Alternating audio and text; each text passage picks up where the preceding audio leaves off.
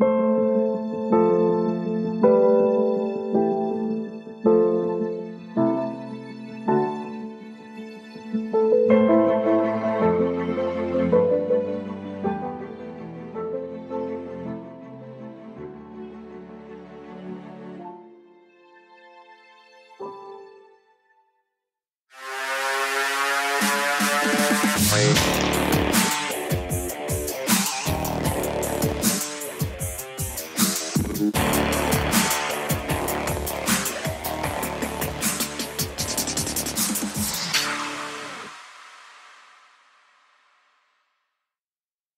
want to start off with a reminder that we are not doctors. Before you make any changes or try something new, always consult with your doctor and medical team first. Chronic illness can vary from patient to patient, so it's always best to consult with your own doctor for what is best for you. Hello and welcome to IBD Determined. I'm your host, Mason Harvey, and I have Crohn's disease. I speak from the role of a patient. And I'm Michelle Harvey. I'm your other host. I am Mason's mom, and I speak from the role of a caregiver. And today's episode is about what we did yesterday. So this is going to be kind of like a recap because I think it was important and it was kind of fun. It was fun. It was fun and important. Yeah. So basically our hospital, our children's hospital, Rady Children's Hospital in San Diego, puts on an IBD day.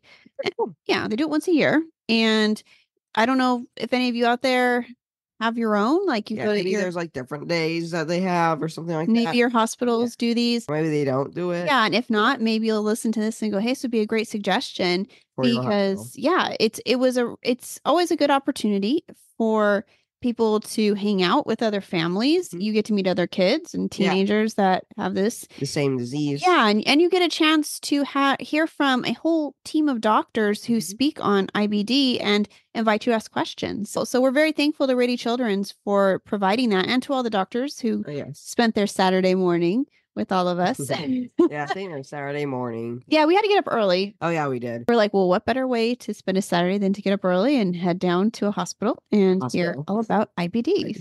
Yeah, great thing to do.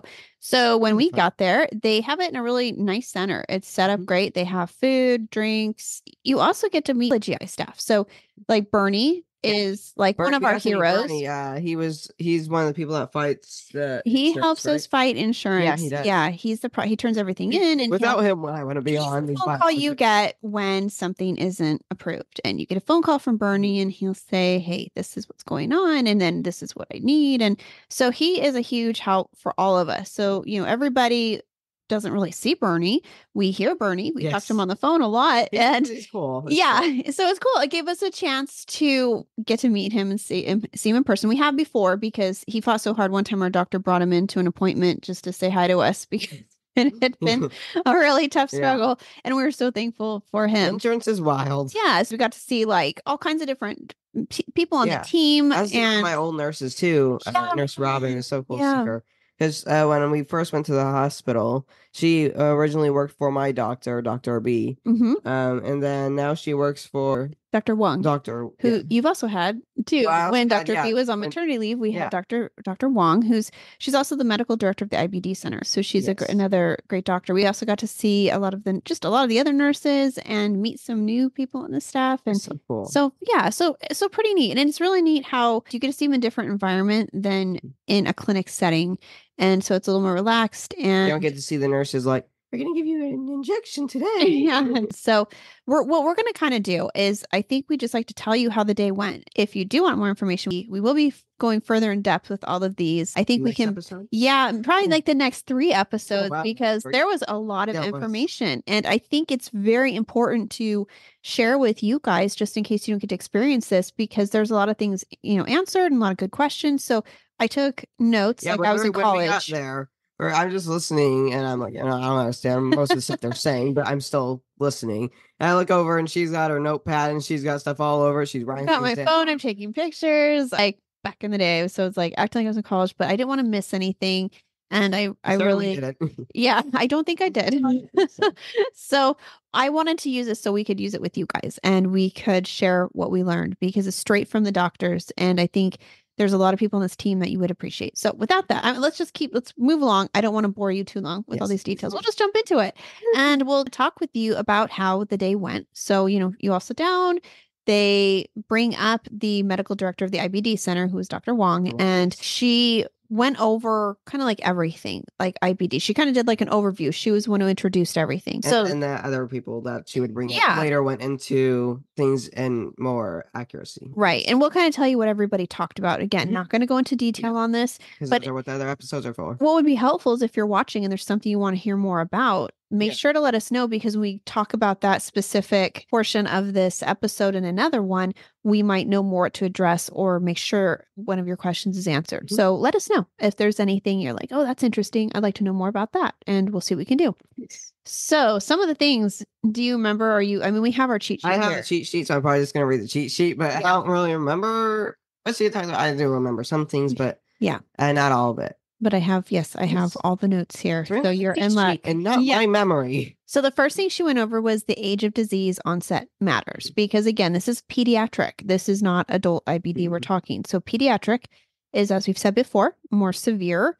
It is not treated the same. So when somebody, kind of like the example they gave, like when your aunt says that she knows somebody with this, it's not going to be the same unless that is a child. I mean, it might not still be the same, but it's different for everyone, but right. But when adults are compared to other adults, they know it's very different than pediatrics. So I kind of know about that. With an adult, if an adult goes into a flare because they're trying to find a different biologic, or they haven't found one yet, so they're trying to find one, while they're looking for a biologic, they can put them on steroids, and an adult doesn't need to grow, and so the steroids won't really do anything with height or growth. So it will be fine with that. But when you're a kid, you have just a little bit of time to grow, especially when you're a teenager. And so you don't want your kids to be on steroids, because then they won't be able to grow as much and they're going to be shorter. Nothing wrong with being shorter, but you want them to get to your potential. And you want them to grow as naturally as they can without being held back or pushed forward. Right. Very important. Then after that, she went to the natural history of IBD, kind of talking about some other statistics and some other numbers. Again, we'll go into this more later. We have all our notes. And then they start talking about treatment options, which were things like medications, surgery. Oh, that's fun. Diet, I know. And mind and health, and so these are all aspects of ways to treat IBD, not just one way, but multiple ways that you treat this. So that was a really interesting one. Definitely. And then after that, they start talking about something that I think is going to be a really popular topic, which is biosimilars. This is probably the one I'm most interested in. Yeah, because that's going to affect everybody. This is something that is, some of these medications are coming up where they can now be, duplicated is not really the word, but they are able to be created so similarly that they can be called a biosimilar and be used to treat the disease. It's like what they talked about was, are these biosimilars, what is their interchangeability? Which is how effective they are. Are they going to have the same effectiveness as their, brand name counterpart? I feel like it might, for some people, might even work better depending on like what's in it. Yeah, I think that's something our doctor had said. She'd had one who actually did better on the biosimilar than they did on the name brand one, which she said was interesting. Yeah. So the biosimilar version, isn't that one not as pricey? That's what it is. Yeah. Okay. It's a much cheaper option. And the cheaper version works for you. Great. Yeah. So insurance is jumping on it. And a lot of you have been probably getting notices about these from your insurance saying, hey, we're not going to cover this, XYZ anymore, but we are going to cover ABC over here. And you're going to take this one. It's a biosimilar. So a lot of people get nervous because if something is working with this disease, you don't want to change it. If you go off of what you're on, depending on what you are on, it might be different for you. But if you go off of a treatment that you're on, there's a chance you'll grow antibodies to it. And then when you try going back to it, it won't work. Right. So it's not good. It feels a little risky, and it's something that I think a lot of us have questions on. So I was really high risk, high reward. I was happy to see that they covered this. So I was really happy they addressed that. Mm-hmm. So they talked about how they will handle them too. So that'll be a great topic, and we're going to talk about that on another episode because that deserves its own time. And so the next thing they went and talked about is the way they measure health and remission. So it was that pyramid, where they had the pyramid. The health and remission period. Yeah. So we have a whole episode on remission and what it is. You can totally go check it out. Yes, you can check it out. We'll have it posted for you guys so you guys can check on it.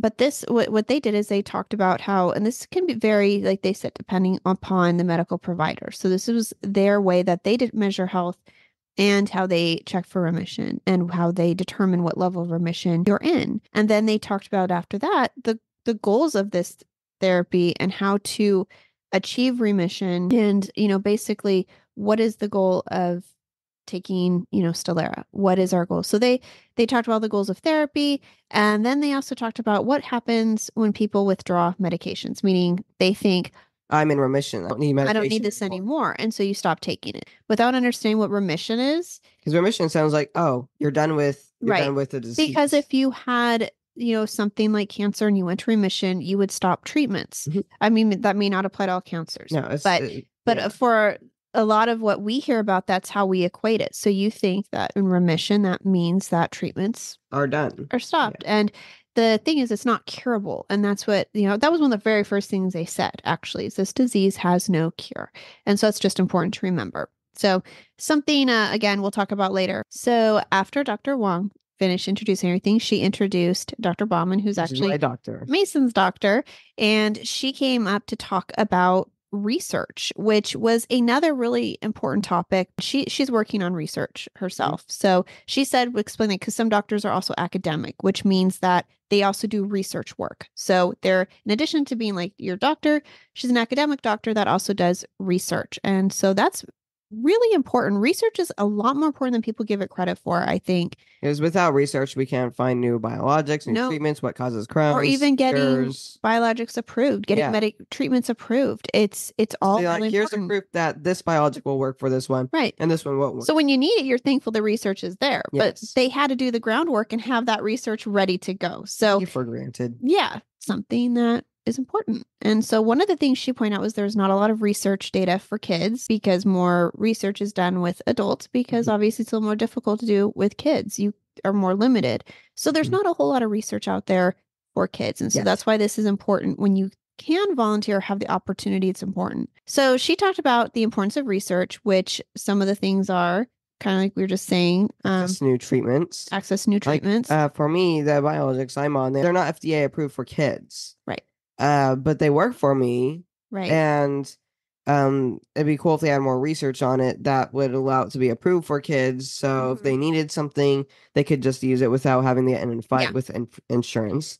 And also dual biologics is also not FDA approved, which, well, for kids specifically, which I am on. It's new. It's still hard for even adults to do. So really tough for you guys. Yes. So hopefully with research, you will help future kids too. That's the other thing is sometimes people are like, well, why should I help? How's it going to benefit my child? Well, maybe it's going to benefit somebody else's. Yes, it can save hundreds in the future. Yeah, so that's really important to remember. And there is a huge chance it will help your child, but it will also help other kids. So that feeling of giving back, they said, is also really important. It's a way you guys can help others too. And she talked about the principles of research and how they have, certain requirements they have to follow and guidelines there. They are responsible to another body that will check over their work. And mention how it's always voluntary. There needs to be consent and assent, which is from a parent and the child. Like if a parent really wants a child to do it and the kid is like, I don't want to, they really do need to make sure the child is on board. They're not just going to force children into these programs that don't want to do it. And yeah, I know. I mean, it's like, I think that parents, I don't think it's parents that have bad intentions, but I think sometimes kids are like, I don't want to do one more thing. I don't want more needles. Yeah. They're like, cause remember one of the ones they said they were giving away a free MRI. And I was like, oh no. I know. Mason turned to look at me and he's like, no. An MRI. So, but it's like, you get and our doctor was kind of joking, she's making it funny. Like you get a free MRI, Give me money. Give me a free gift card to Starbucks or something. Some do compensate with money too, as well. So, I don't want an MRI. I know. So there's different types of research programs. Some require you to fill out just a couple extra quizzes, questionnaires. Some may require a little more blood work, but if you're already giving blood at the time, then that's not a huge deal. But then some may require like something bigger, like an MRI or something like that. So CAT scan. yeah. So you can withdraw from any of these at any time too. They're very specific. You can do that anytime. And then they went over all the research opportunities that were available at our hospital. And some of you may have some available at your hospital, and reach out. If you're interested to see if your child can participate, reach out at your local hospital to see how you can help. And like for us, they said they will approach us. Like if Mason was to fall into a category where he qualified for the research, they would approach us. So some of you might be like, well, how do I know if they're doing research? I haven't heard of this. And that might just be because your child doesn't fall into that category. Yeah. The next person they brought up after Dr. B was another doctor, Dr. Nguyen, who is the adolescent psychologist. And we had met her before. Very nice, really, really cool person. She went over kind of everything, the mental health aspect of this disease, because this is a big picture. So, they want to address this as well. And we also have our mental health episode we did. And so we'll be doing this again, though, talking about what she discussed in another episode. It's really important. So she started with a drawing, looked kind of like a roller coaster. Yes. And it went, and it kind of went over the adjustment process. Yeah, it was all your emotions. And it went over the adjustment process from when you're diagnosed and the many feelings that go on. The chaos that ensues. Which you can relate to. Yeah. And so a lot of it. Especially for if you have been recently diagnosed. Yes. This would have been very important. And it's important for parents to see, because this really gives you insight into what they're going through, what thought processes might be there. What's going on inside. Yeah, this is just as important. It's all important. And the mind. It's all as important. So she also went over statistics, and she addressed like how depression can look, how anxiety is, like things like low self-esteem, low quality of life, poor social functioning, things like that affect these kids. And she was interesting, because we'll talk more about this later, but how depression can look different in kids. She went over different coping methods to help kids, which was pretty interesting. And then the evolving role of parents, which is also the evolving role of patients. We did evolving role of parents and patients, because in the beginning, like they said, the parent starts off like the CEO. And at the end of the process, when the child is transitioning to adult medicine, they become the CEO. And so you kind of switch positions. So the importance of preparing your child and guiding them into that transition, so they are. Oh, I thought that was pretty interesting. It is. And then I'm like, oh, yay, in a few years I get to be the CEO, which means I have to pay the taxes and sign up for the appointments. Right. God. You get to order all the, I know, but we'll still be there to help you. But please, have mercy. We'll definitely always be there to help, but it's just really important to give that independence to you and to other kids, so you feel confident you can handle it too. Yeah, just important to empower your kids. And so that was kind of an interesting thing we'll talk about later. And then they talked about evidence-based intervention, the importance of psychology support, and they brought up a few relaxation apps, which I'm going to check out. I haven't got to check them out yet. I wrote it down, but we'll talk about those too, which is kind of neat. Like there's some apps you can do this. She said it was very good for parents to also do this as well as the patients. So we're going to look more into that. And with that, she was done. Yes. And then we brought up another popular person yesterday. So she's a clinical dietitian, and she has an IBD specialty. And we actually had her name's Emily, and she worked with us when Mason was first diagnosed. She kind of took us through that major flare phase and helped us out and gave us a flare diet and lots of advice. What you can eat and what you can't eat, especially while in a flare. And the different diets that there are, which there's quite a bit of diets. Yeah. And so that's why I think this definitely deserves. That's why these are things we can't all cover today. But I want to go over what she did, because we have what we talked about with what we found on like the Crohn's and Colitis Foundation website and a few others in regards to diet. So it's always interesting to hear from a dietitian and get a different perspective. So another episode. Yes. Another episode soon to be here. Yes. And so some of the things she talked about was the effect on growth, which we kind of mentioned before. So having, how important it is for kids to be recognized that this affects them differently. And so diet can affect your growth. Especially when you're in a flare and you're not getting as much nutrition. Oh yeah. I heard the fact that steroids can also stop growth. Yeah. If you're in a flare and you're not getting the correct nutrition, you won't grow as much either. Right. So there's kind of like two things there. Right. Gotta work. There is. So that's why diet for kids plays a role in that aspect too. So you have that growth and then immunity, healing, energy, your mental health, and just performance. So these are all things that diet can help with. And so she went over some statistics, kind of like what Mason was talking about on malnourishment from the disease and how you have a higher risk of hospitalization. That's not fun. No, not at all. And it's scary too. You know, it's a difficult thing when something you can appear well from the outside, but in your body, it's not processing. Things are messed up. Yeah. So that's important to understand too. It's very important for parents to know. And then she went over foods when you're in a flare and not to eat. Right. What to eat. Yeah, this disease is so individual. She also stressed that. So just because these are things that she talks about doesn't necessarily mean it's going to be there for your kid. It's going to be different for everyone. Right. Because like for me, I don't really have any trigger foods. But if I am in a flare, it's obviously good to try to eat cleaner foods. If you eat things that are, say, greasy or spicy or something like that, it can really mess with the digestion tract. Yeah. So those are so you want to eat things like eggs and rice and things like that are more soft. Yeah. Which I just basically just said the entire next episode. Yeah. Well, yeah, we got more time. One. Yeah, we're okay. We still have more to talk about. Yeah, we got more time. Yes. That's a sneak peek, okay? Yeah, that was more of a teaser. What? This makes you want to tune in next time. Right. And so we'll go over those specific foods and maybe even if I can find that printout, I have it online, but for the flare diet too, what they gave us. So that's her tips on that. And then food for day to day when you're not in a flare, some ideas and things that you can eat that keep you healthy. And I think it's good for anybody, really. A lot of stuff she mentioned is just like, well, I would eat that way anyways. That's good to do. And then she went to trigger foods, which are those foods that you want to avoid while in a flare. Right. Or that might trigger you. There's a lot of you out there who have a lot of trigger foods and you know what it is. You know what you can't eat. It makes it difficult for a lot of you if you want to go out to eat or hang out with friends. It's tough. Also, like something that's interesting is like for me specifically, I can drink normal milk, and then if I'm in a flare, it's kind of good to go to lactose. Right. Which is interesting. It's kind of just interesting. Yeah. Obviously, it's just to be safe, but it's interesting why we do that. Because she talked about things to avoid and things to include, and lactose was one of those things. And also, hard cheeses don't have as much lactose in them because they're more aged, so that's good. Yeah. Parmesan. Keep in mind, Parmesan is your friend when you're in a flare. Cheddar is not.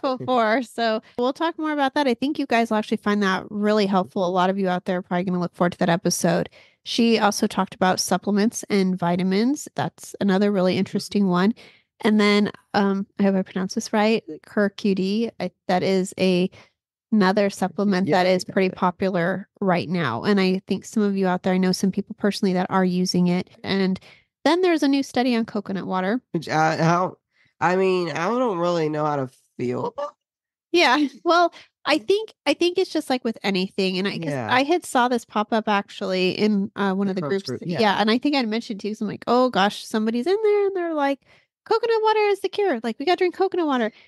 But if you actually read the study, it says that they was with people on treatments. So they didn't compare, it was with people on treatments. They didn't compare to somebody not on a treatment, just drinking coconut water. So I don't like it when someone's like, coconut water is the cure. And right. Well, it's an addition to a treatment. Right. Well, people read headlines and headlines sell stories. And so people see that. Make you want to read the story. The headline isn't going to tell you every single fact about that story. You got to read the story. So important to read the story. Yeah. It's so important to read it and to also read the research on it and see if it's been manipulated in any way. So I always do that. If I read something, I do like a deep dive and I'm like, all right, we're going to find out who did the research, what was the research pool. And I look at everything because you could connect anything to anything if you wanted to. Make sure you research and do not spread any misinformation. It's important. It is, especially when you're dealing with people's hope because people you get someone really sad. Happy and then because they're so hopeful and a lot of people keep hoping that one answer. Yeah. So I hate when I see that I feel like games are being played with people's feelings and stuff like that. But there are benefits to coconut water. Yes. And so we will talk about that more in another episode. So then after that doctor, they brought in another doctor.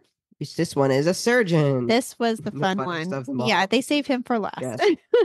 So it's Dr. Lazar, I think, and he is such a cool guy. He is a cool guy. Yeah, like if you're going to have a surgery, he's the one. He's the one, and you'll be very confident. And I love how he presents and how he talks about it, I think. So he came up, and one of the first things he started with is that surgery is not a failure of treatment. He said that a lot of people feel like surgery means you failed everything. This is the only hope. This is our last option. And you feel like a failure. And he said, like, failure of treatment is a medical term. That's all it is. But surgery in itself does not mean it's a failure. No. So he wanted to talk about like the reasons for surgery, which are to improve your quality of life. That's what it's really all about. So he went over the reasons you might have surgery, which is number one is to improve quality of life. That's their goal. And so if you're not getting there with your treatments, but you really want a certain quality of life, surgery may be an option. And for some, it's a cure. So for ulcerative colitis, it's curable. Yeah, for ulcerative colitis, surgery can be a cure. For right. Crohn's, it's not. No. No. So he was very distinct on that. So Crohn's. We talked about that before. We have. If there's a Crohn's infested part in the intestine, you cut that out. It's just going to go somewhere else. It's going to find something else to destroy. He also went to reasons for emergency surgery because sometimes it needs to be done and, things like resectioning and strictures and things like that. So he went over those as well, which was interesting. And again, we'll be covering all this. So I think we'll do a special episode on this too. And we will not invite your father to that to watch or anything. When we were, okay. I don't blame him, but when we're watching the slideshow, because there's a slideshow behind the surgeon. And I'm just watching it because, like, why not? There's pictures. I've seen the pictures from the MRIs or the scopes and things like that. And I look over and he's like this. Yeah. He said he was concentrating on the floor. And he didn't want to close his eyes because he didn't want to be rude. Like he was sleeping. But this kind of stuff for him, it's funny because nothing bothers him. Like, really, he's really unfazed by everything. But you start talking about surgeries and things like that, and he starts to get like, I don't want to hear about this. So I told him next time, I said, just excuse yourself, walk out of the room, and then you can come back. I can text you when it's over. The surgeon looks over because he's on a taller spot. He looks down, he sees someone like this.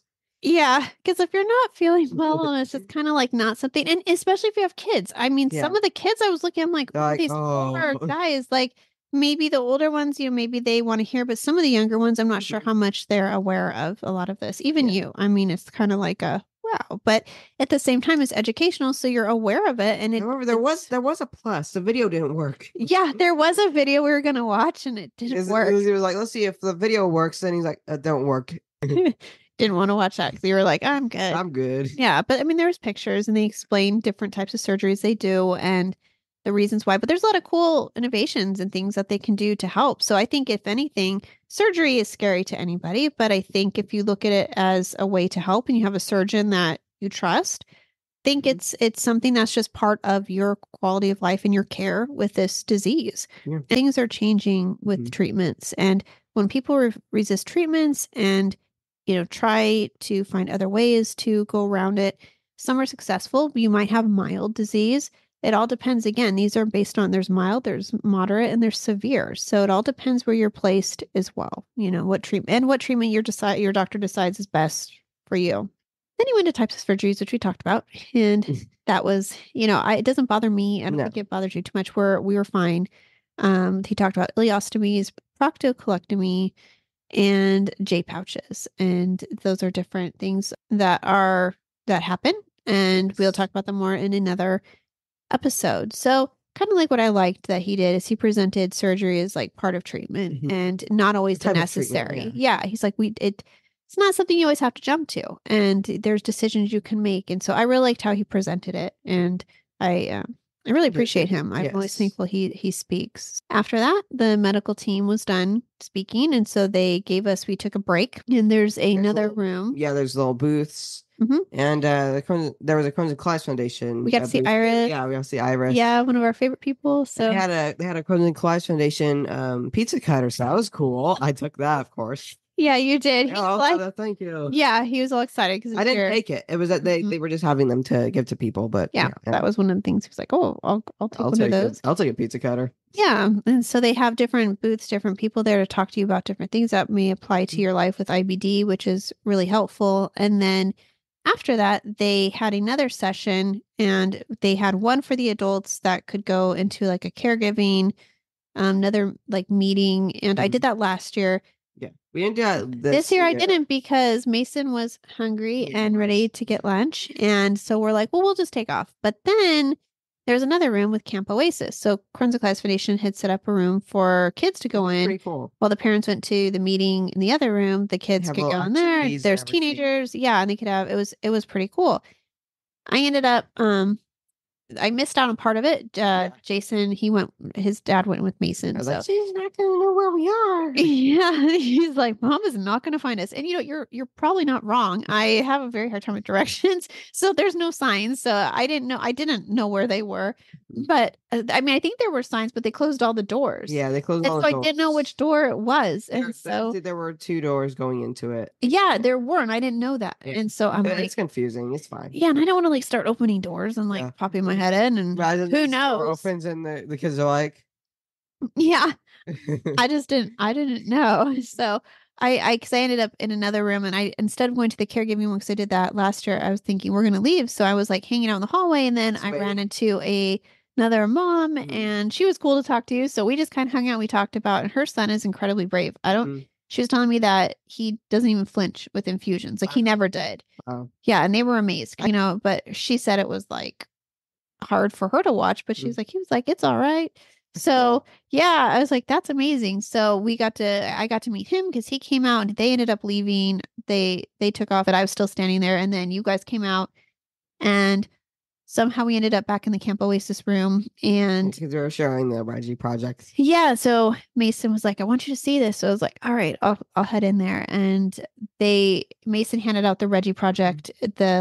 We brought the like cardstock printouts of him to hand out. So if kids want to cut them out, they can, and they can take a picture. So Mason explained all that to the kids. And then somehow I end up reading my entire average slice of cheese. One of the kids recognized you. He's like, yeah.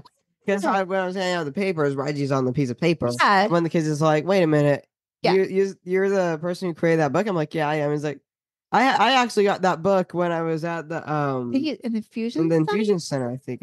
Yeah. And so then the Camp Oasis, the counselor, she's like, oh, how many of you have read this book? And so some doctors' hands went up who were in the room, one of the nurses, and one of the counselors also. So besides the other child who read it, we always carry a copy. So in case we see a child who needs it, we will hand them one. So I actually read it to everyone. So for the first time, I took out the book and I read it to everyone. I read a page, show them the picture. Read the page, show them the picture. You were just like a teacher. You did a really good job. And what would I do? Yeah, no, you did great. I did great. And I think it was cool for the kids too. It was because you're with people who get it and they understand. And I think it was like the first time you got to read it to a group of kids I don't think I've really read it to a group of No, just online. Yeah, just online. And on the news thing, I did read a little bit of it, some pages of it. But in person, it was kind of the first time. Yeah, it's one of the first times. It was pretty cool. Yeah. So that was neat. I think it's really cool that they have that opportunity. Camp Oasis comes there and does that. And I think even if any of your hospitals, I would hope that maybe if you have one of these IBD days, that Camp Oasis is there too. So it was a neat experience. So I'm glad I actually ended up in that room and got to see that because I would have been like, what? I missed that. I missed it. So, but your dad did take video, so I would have got to see it. So. I'm surprised he was actually able to take a video. I know. Well, his phone is full. Oh. Yeah. So that's a problem. Yeah, and we didn't bring the GoPro. Oh, dang it. So yeah, that would have been cool. We could have, we did, but at any rate, we figured it out. We got our video for ourselves. We had a little bit of that, and I took some pictures, and I put those on Instagram, which. This is a perfect time to segue because we're just about done. Yes. That was we went and got lunch afterwards. Yes, Mason finally got to eat. Great. Yes. Yeah, we went to Grand Slam Pizza, and pizza there is good. Yeah. And what is it? Pasta salad. Pasta salad. Jeez, who knew pasta salad would be so good? I love it. So we went and had one of Mason's favorite foods, and we celebrated, and had fun and took that home. Don't worry, we did not eat Reggie. No, it's kind of messed up how you read the pizza story. And we're like, we're hungry. And then we're like, let's go get pizza. Specifically. So if you want to see any of those pictures, you can go to Team IB Determined on Instagram and you can see Mason reading to the kids. There's a picture. And if you want to see the kids and see what Camp Oasis, a couple of counselors, we took a picture for the Reggie Project. So it's on the Reggie Project on Instagram as well. And if you guys are really enjoying what you're hearing and you want to listen more, you can check us out on any podcast station like Spotify, Amazon Music, iHeartRadio, Apple Podcasts. And there's a link to all of those on Buzzsprout, right? There is, and we include that link. YouTube also has a podcast. They do. It's called YouTube Podcast, and that's a perfect segue into YouTube itself. Because if you want to watch us and you want to hear us, make sure to go to YouTube. And if you are on YouTube, make sure to like and subscribe. And if you want to be notified every time we post a video, make sure to hit that bell icon. And have we been getting RC Sparks? Oh yeah, we got RC Sparks. Yeah, I don't know if any of you guys realize. So he is someone who has many followers. He's very popular on YouTube. But years ago, he was someone that before Mason got sick, you watch all the time because he worked with RC cars and very popular guy. Over 3 million or 4 million viewers. Yeah. And one of the episodes, he had announced he had Crohn's disease, and Mason at the time wasn't sick, so it didn't really faze us. Mason was very sad. I think we were almost like crying, like we felt so bad hearing his story. But I didn't. The word Crohn's didn't stick with me. I just remembered he had a diagnosis, and we felt it was awful for him. So then when Mason was diagnosed, all of a sudden I was like, Crohn's disease. Mason, that's what he has. And I was like, no way. And so pretty cool. I just reached out and I thought I'll never hear from him, but I did. And he talked to Mason. Yeah, he sent Mason an RC car in the hospital that Mason could drive around the hospital room. And we set up a little obstacle course for it. Yeah. Cool. And so we recently reconnected because it's been a while and since we all kind of talked, and then he reached out to me again and it was pretty exciting. Yes. So so he actually, he commented on our last video and that was really exciting to see. So it's cool to have his friendship and support. Yes, and definitely. We also support him. You know, it's a tough, IBD is a tough road for a lot of people. And we're just thankful for the community and I'm thankful, Definitely. Yeah. We have all that, but we'd like to hear from all of you. Everyone. So I'd like to hear from everyone. Yeah. And see in the next episode. Let us know out of this one. Maybe say, hey, if you could talk about what the doctors talked about with diet first, let us know if there's any of you want to hear something first. We'll do that next. Yes. So always want to listen. Otherwise, if we don't hear anything, it's just going to be left up to us. Yeah. We'll choose. Maybe you're okay with that, but if you want anything different, you got to let us know. Yes. So thank you guys for listening. Yes, have a great weekend, work week, school week. Summer break, spring break. Yeah, summer break is far away. We can imagine it's close. Yeah, wishful thinking. Yes. Just spring break. Yeah, break. Just a little week off, but still something. So thanks again for everyone for listening, for the support. And we will see you guys next week. In the next episode. On the next episode. Yep. Bye. Bye, everyone. We hope you will stick around, tune in, and reach out to us with your own journeys. We are excited to give you an inside view of what it takes to be a caregiver and what it's like to be a patient. And most of all, we hope you'll maybe be able to apply something you hear on here that might help you in your own life. Sometimes life changes, and it's all about how you handle the journey.